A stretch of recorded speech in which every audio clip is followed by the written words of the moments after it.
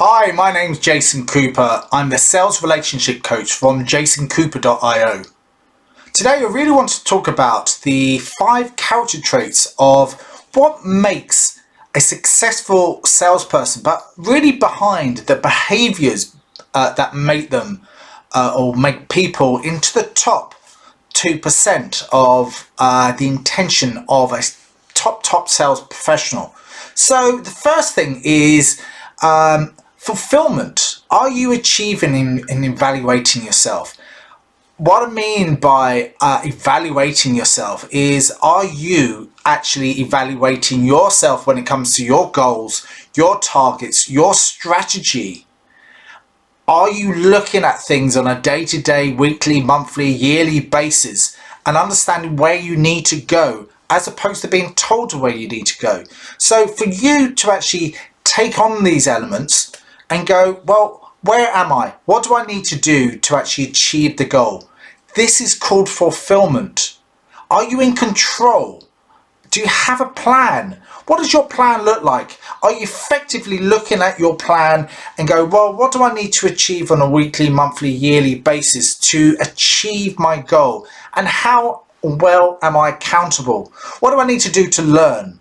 How much do I need to learn in order for me to understand my industry, obviously, but also what other skills and core skills can I develop over this year to make me more successful? What books do I have to read?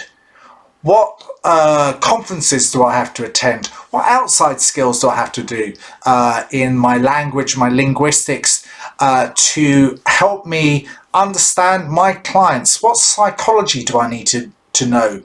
What other things do I need to know about the technology that is best out there to serve my clients in the best way? That's about accountability. Then let's have a look at resilience. Resilience is a major core thing at the moment. Everyone's talking about it. But what is actually resilience, and what does it mean? I think it is how well you get up. How well you get up after a knockback. Because being in sales, we all get knockbacks at times. Some days we're successful and other days we're not so successful. But what do you do to get yourself back on track, to be in the room? I think it's like growing a muscle and being adaptable and having that complete can-do attitude. Is believe that you can or believe that you can't, and then you're right. So having that ability just to get yourself back up and get yourself back in the room after a challenging call or whatever it might be, a deal that didn't go through to plan. What can you learn from that? That makes you more accountable and makes you have a plan to actually get back and learn from what your actions are. So again, we can have a look at influence, which is another core aspect of gaining people's trust. People like people they like and trust, but they also like people and brands and personal brands like yourself that they can connect with. So trust plays a big part. Do what you say. If you ask and if you say that you're going to do something, make sure that you do it, and make sure that you say that you're going to do it before time. That's another way of building trust. People like a little bit of vulnerability there as well. So you're not all perfect, you're not all shiny. You can go through areas of like things hadn't worked out, but what I actually did do was overcome. And what we did do is we helped and supported that client in the best way that we could.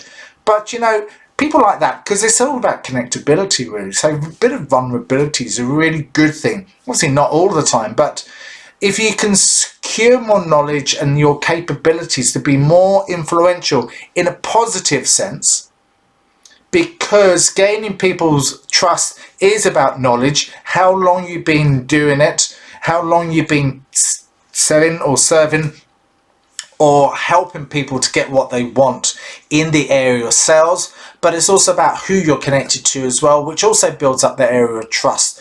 But make sure that it's all done on a positive sense. Communication makes a big part. So there's lots of elements that you should be learning, is being congruent with your body language. If whatever says in your face, people can read. So make sure that you have good open body language that people can actually see and understand. Everything there has to be congruent with what you say comes out your mouth, how you talk, how you speak.